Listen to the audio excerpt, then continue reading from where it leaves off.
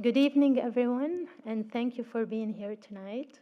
My name is Inas Khansa. I'm a professor of Arabic literature at the American University of Beirut, but I'm also a member of the Library of Arabic Literature here at NYU Abu Dhabi, with a project that started 10 years ago, supported and funded by Temkeen, and were published by NYU Press.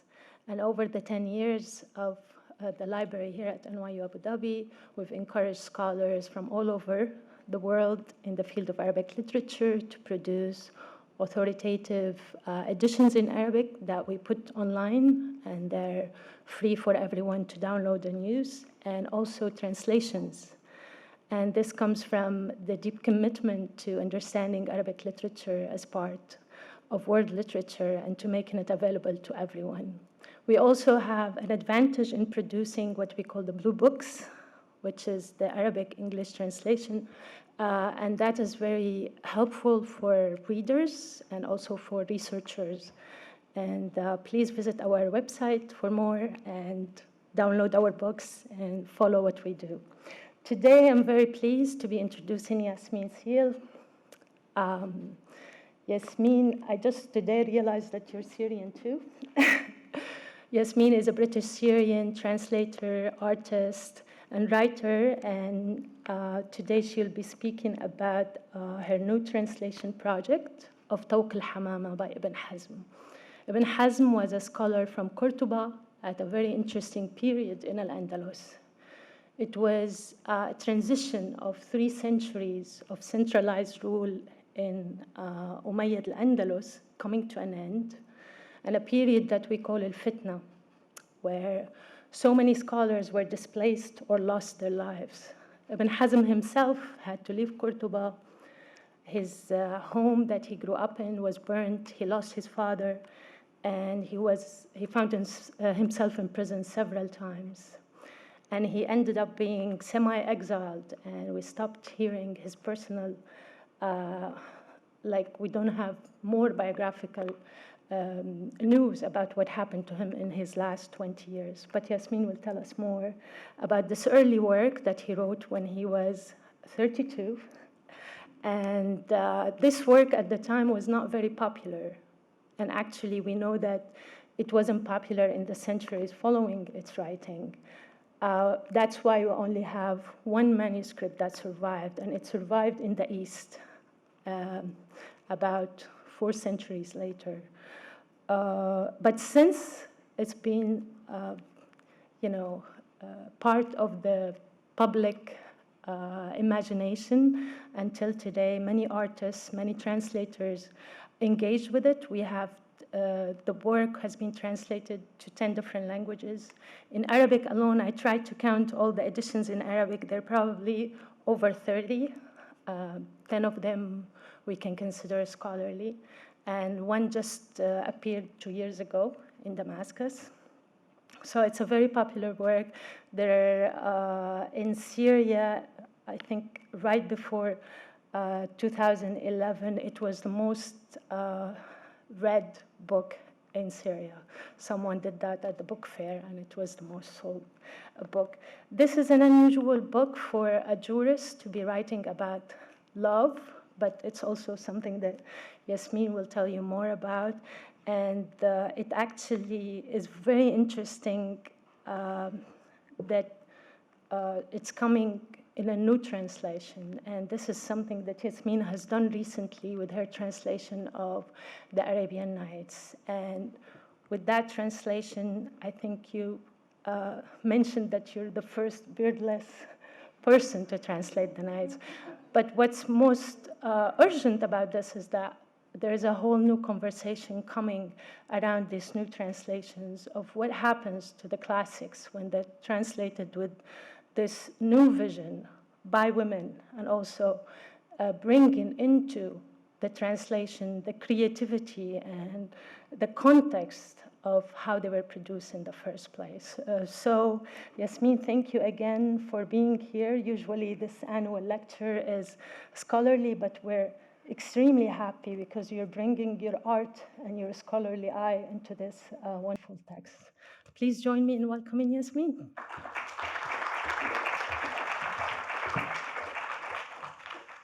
Thank you so much, Ines. Thank you all for coming. Can you hear me all right?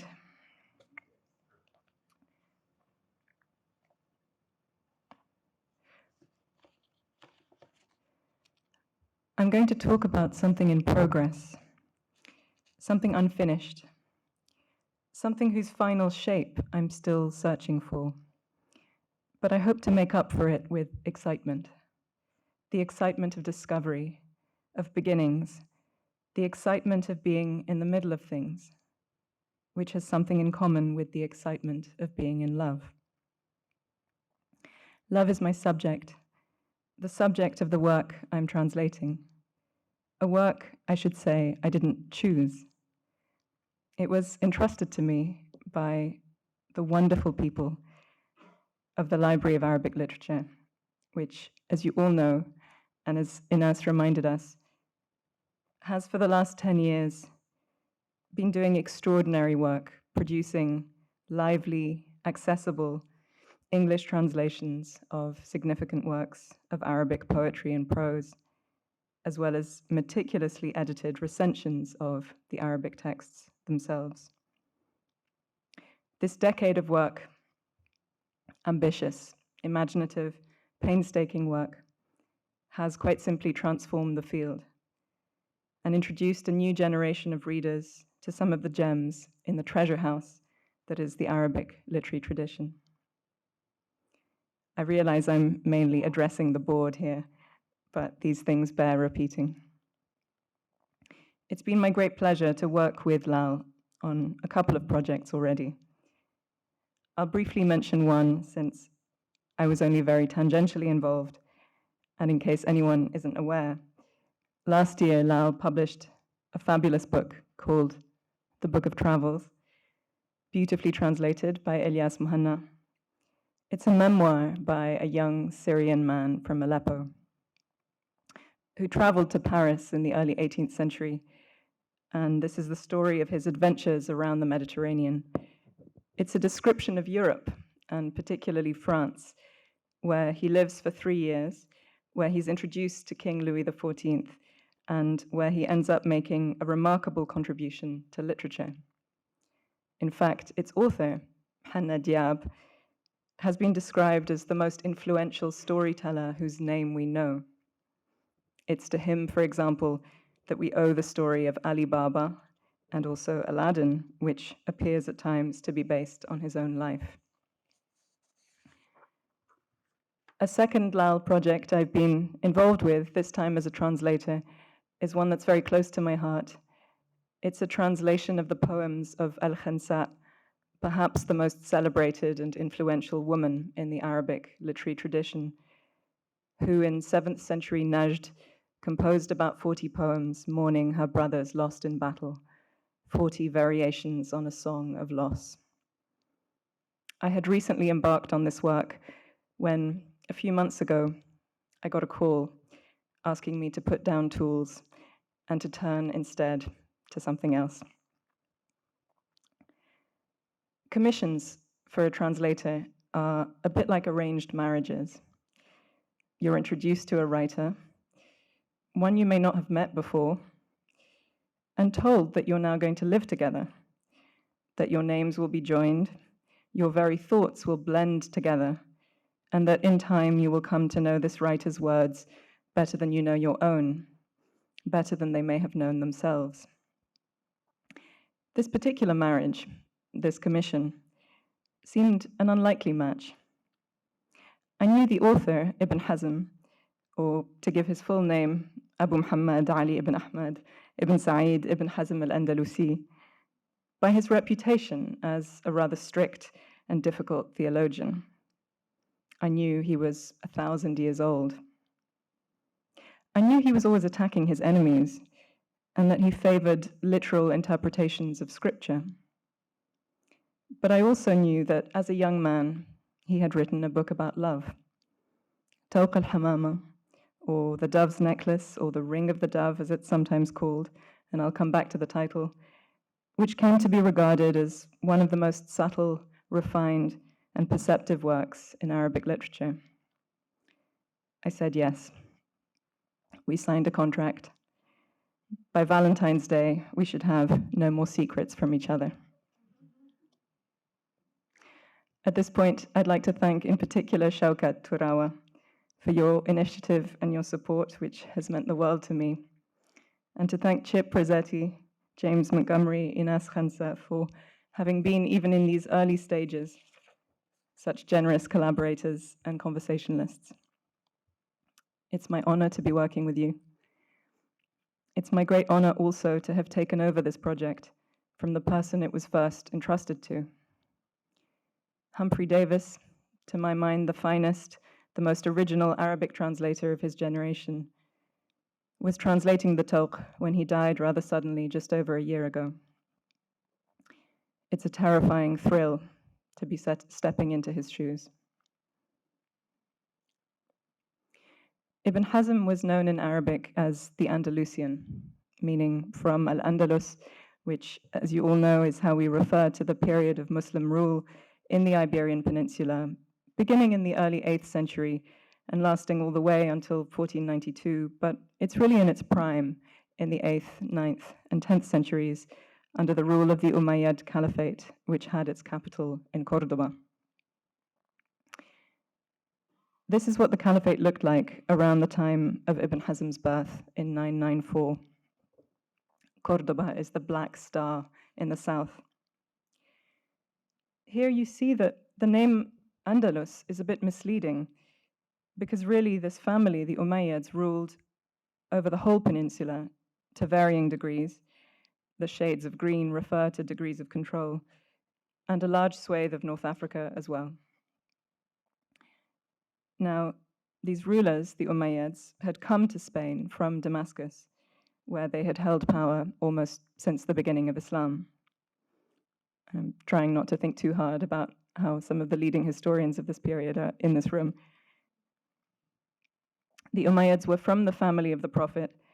They were, in fact, initially opposed to the new religion in the early 7th century, but they came round, and within a few decades, they were governing the young Muslim empire from Damascus and oversaw its expansion, so that by the 8th century, they ruled over an empire which stretched from India to the Atlantic.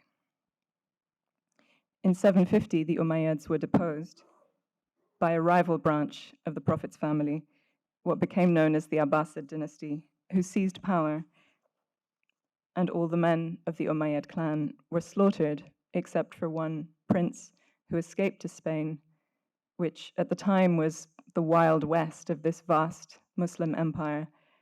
And there he reestablished a caliphate and really tried to recreate there the Damascus that he had left behind.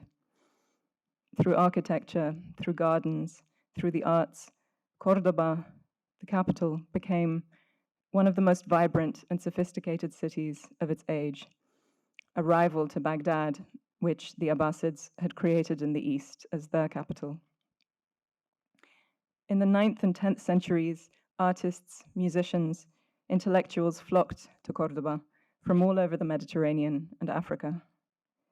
New art forms appeared, new musical forms, new ways of living. Women were more visible in public life, performing music, composing poetry. Let me digress for a moment to mention a separate personal project on women poets and musicians around the year 1000. I thought I would read you one poem to give you a flavor of the vitality and almost aggressive boldness that distinguishes women's poetry at this time. This is a poem by someone called Aisha al-Qurtubiyya, Aisha of Cordoba.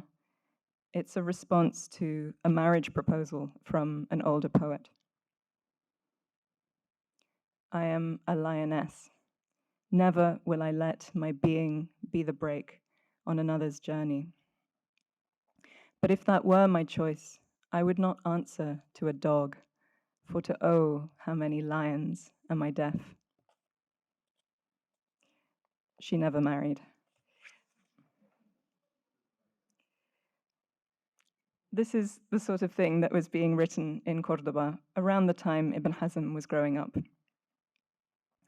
He was born in the capital at the apogee of Umayyad rule. He grows up in the palace because his father is a minister, working for the caliph and for the caliph's advisor, Al-Mansur, who is the de facto ruler, who led many victorious campaigns against Christian forces and ended up taking Santiago de Compostela in the north. So Ibn Hazm grows up in the heart of the caliphate, very close to the center of power, and seems to have had a happy, peaceful, and rather opulent childhood. When he's about 15, this world disintegrates. A civil war breaks out that would last 22 years. The Umayyad dynasty, which had reigned over Iberia for nearly 300 years, suddenly collapses.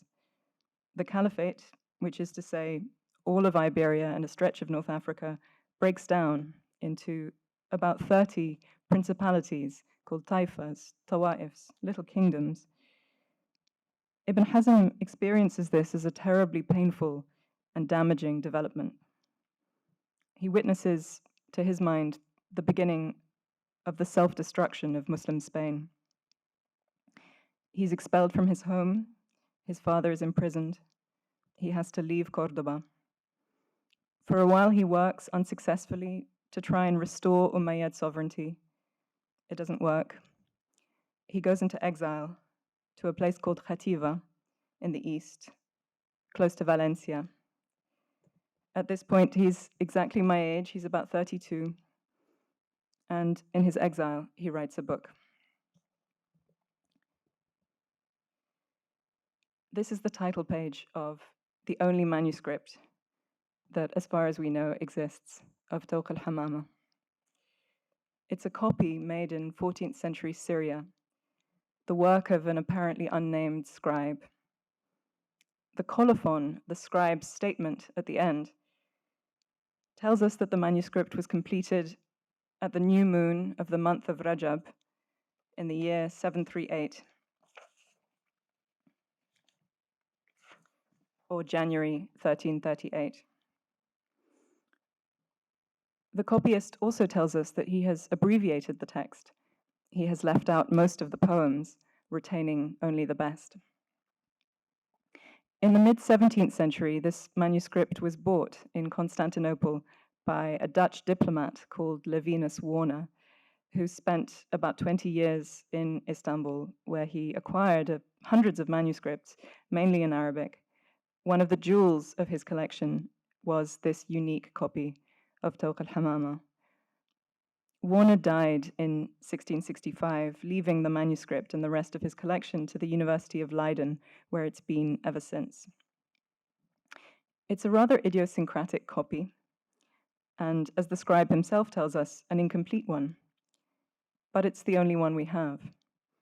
This book, which may be the greatest work of Andalusian literature, almost disappeared, which of course only adds to the excitement. The full title here is Kitab Fihi Risala al-Ma'rufa bi Tawq al-Hamama fil Ulfati wal Ullaf. The book in which is contained a letter or an epistle known as Tawq al-Hamama, the dove's necklace, on love and lovers, or feeling and those who feel.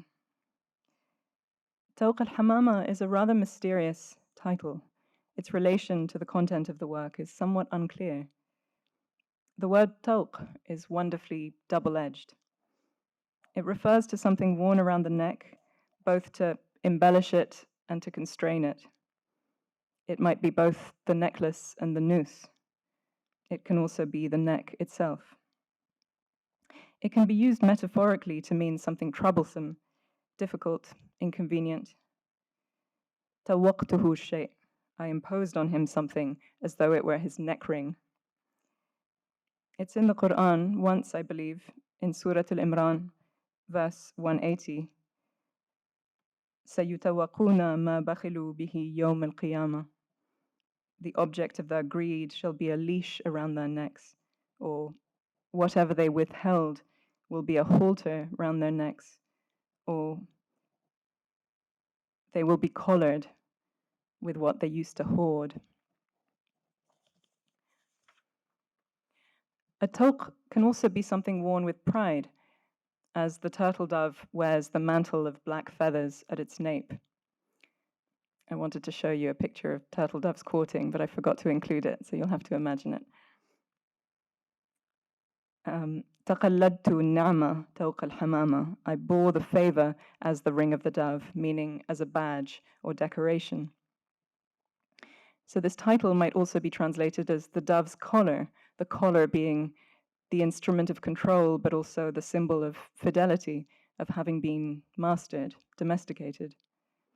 We might even say the dove's choker, a choker being both ornament and suffocation, a source of embellishment and a source of pain. The work is called a risala because the book presents itself as a response to a letter. The introduction is addressed to an unnamed friend. Ibn Hazm says, I received your letter from Almeria in which you ask me to write something about the nature of love, and I have granted your wish. So the book itself was written under commission, or at least that's the conceit. Aside from its title, there is very little that is conventional about this book. It's not the first Arabic text on love, but it's quite a striking departure from tradition. There is a long tradition of writing about love in a stylized way, with stock images and motifs, and often with reference to the famous lovers of antiquity, the star-crossed lovers of ancient Arabia, so that even poets writing in cities centuries later would draw their imagery from the desert, an environment they had never known. Ibn Hazm breaks with this. In the introduction, he apologizes to his friend for leaving out anecdotes about Bedouins and ancestors, because he says, their way is different from our way. He says, I don't lean against another person's horse. I don't wear borrowed jewels. This is a book about his own society, a profoundly urban world of houses with courtyards and private rooms and bustling streets where gossip is exchanged and glances stolen and hearts broken. Men and women tend to live separately, which only creates an obstacle to be overcome. And the book is a kind of catalogue of ways of overcoming these obstacles. It's composed of 30 beautifully observed and often witty chapters on the signs and causes and symptoms of love. I'll read you a brief section from my translation in progress from a chapter called On Falling in Love from a Description.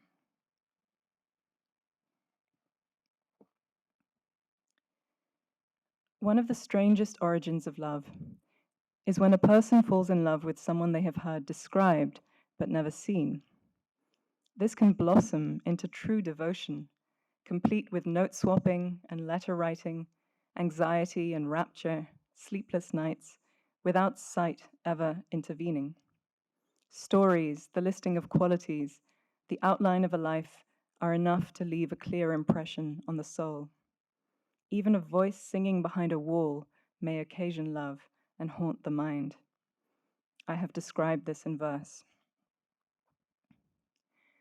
O you who roll your eyes at me for loving without sight, you go too far, you are unfair to call my loving slight.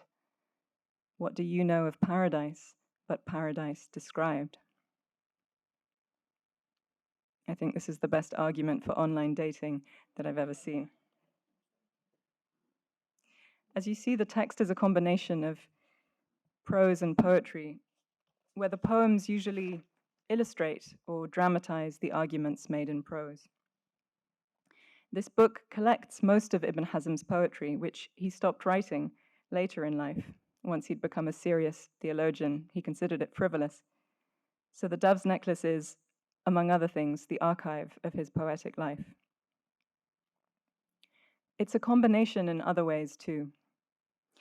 It's a philosophical essay that sets out to be systematic, but is always being seduced by digressions and memories and bits of gossip.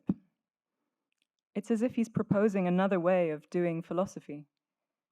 What he has to say about love comes from his own observations. Perception by the senses is the principal route to knowledge, and he includes all the senses.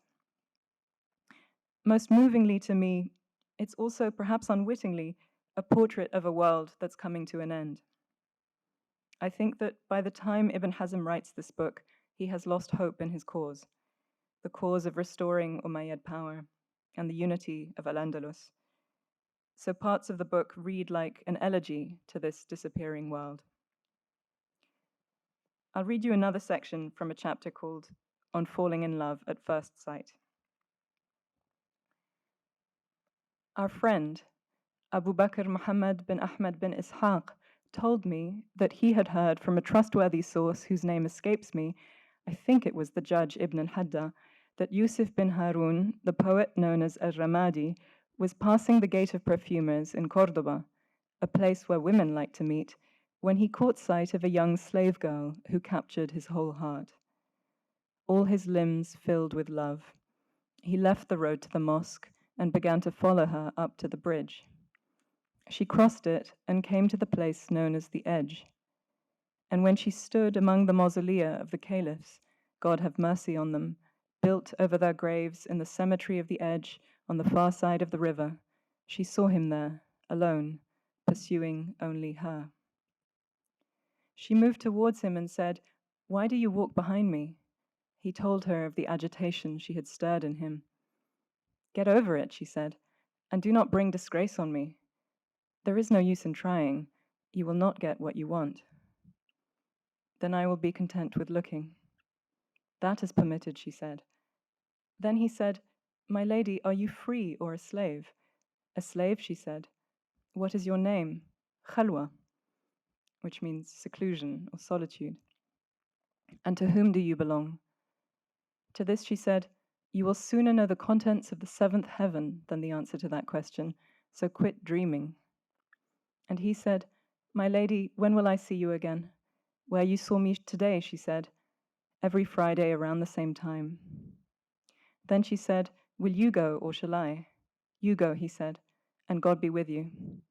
So she went off toward the bridge, and he could not follow her as she kept turning round to see if he was on her heels. And when she passed the gate of the bridge, he went that way, but could see no trace of her. "And since that day," said the poet, "I have haunted the Gate of Perfumers and the Edge without ever finding news of her. And I cannot say whether it was the heavens that consumed her or the earth that swallowed her up, but what remains of her in my heart burns hotter than coals." This is the Khalwa for whom he wrote his love poems. Later, he heard something about her on a trip to Saragossa, which he made on her account, but that is a long story.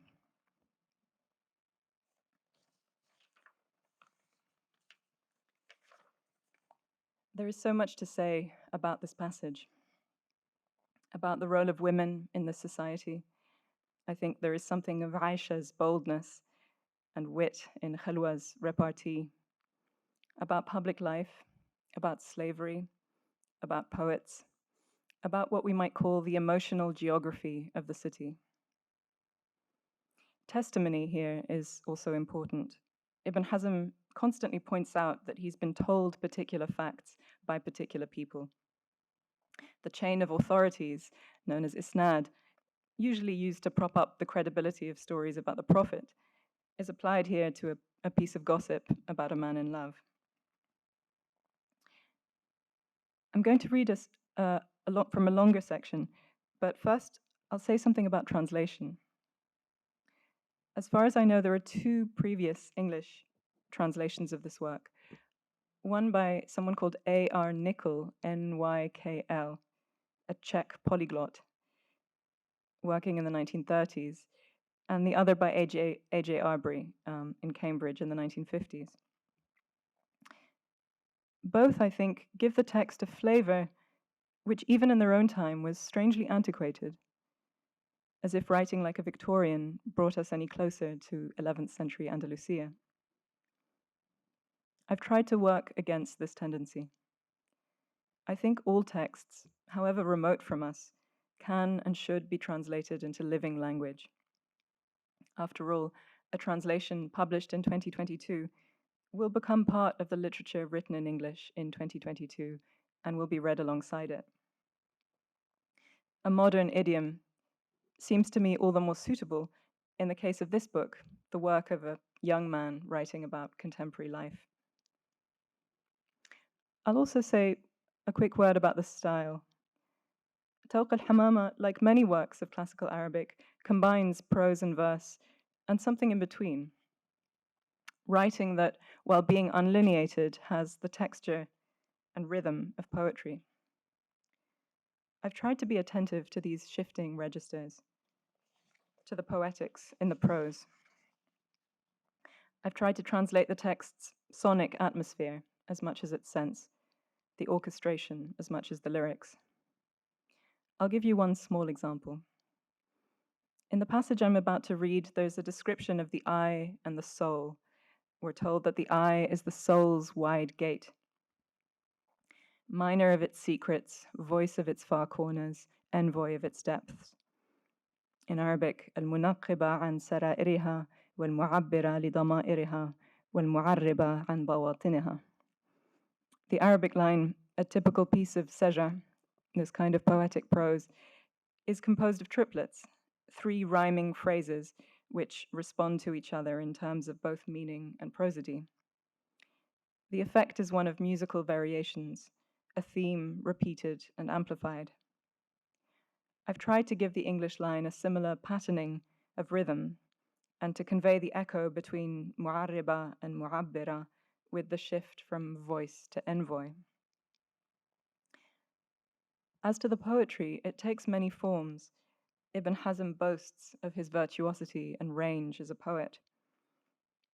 For this reason, I have sought to vary the forms in English, allowing for the different conventions and resources peculiar to each language. I'll close with a reading from the beginning of the chapter called The Signs of Love. Love has signs. Discerning eyes are quick to notice them, keen minds to nose them out. The first of these is a compulsion for looking. The eye is the soul's wide gate, minor of its secrets, voice of its far corners, envoy of its depths. You will see the lover's eye, unblinking, move where the beloved moves, withdraw when they withdraw, mirror their every turn as a chameleon does the sun. I have written verses on the subject. My eyes find rest only in you. It's like what they say magnets do. They follow you around the way an adjective bends to its noun. Other signs concern speech. Everything the lover says is directed at the beloved, even when they seem to be addressing someone else. The ruse is easily observed. When the beloved speaks, the lover listens rapt, finds everything they say amazing, however absurd or improbable, believes them when they are lying, agrees with them when they are wrong, will testify in their favor if they have strayed, will follow them whatever turn their talk may take. Then there is haste. The lover rushes to be near the beloved, strives to sit close to them and edges closer, ignores all obligations calling them away, makes light of any matter, however pressing, that would force them to part, is slow to move when the time comes to take their leave.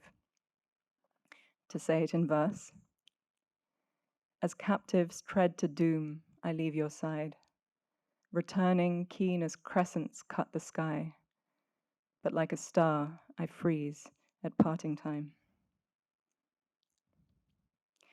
Another sign is the excitement and alarm that overcomes the lover when they see the one they love unexpectedly, their agitation when they see someone who resembles the beloved or when they hear their name suddenly pronounced. Oops. Sorry. I have put this into verse. My eyes see someone dressed in red and my heart splits in shock. His eyes have spilled enough hot blood to soak and tint the cloth. A man in love is lavish. He gives liberally. He gives what previously he would have said he could not spare. He gives as if he were the one receiving the gift, he the one made happy. All this in order to parade his qualities and make himself desirable. How often has the miser spent it all, the scowler switch to beaming, the coward become bold, the brute turns suave, the sloucher sat up straight, the swine scrubbed up, the yahoo slicked his hair, the sage regained his youth, the hermit lost his head, the chaste gone wild. All these signs are visible, even before the fire of love begins to blaze in earnest, its heat to burn, its flames to leap, its sparks to fly. But when it has taken hold, when there is no dislodging it, then you will see the secret conversations, the turning away from anyone who is not the beloved. I have made verses in which many of these signs are gathered. And I'll end on this poem. I love it when in talk his name comes up, like smelling amber suddenly, and if he speaks, I stop listening to those beside me, occupied with looking only at him, charming, flirting.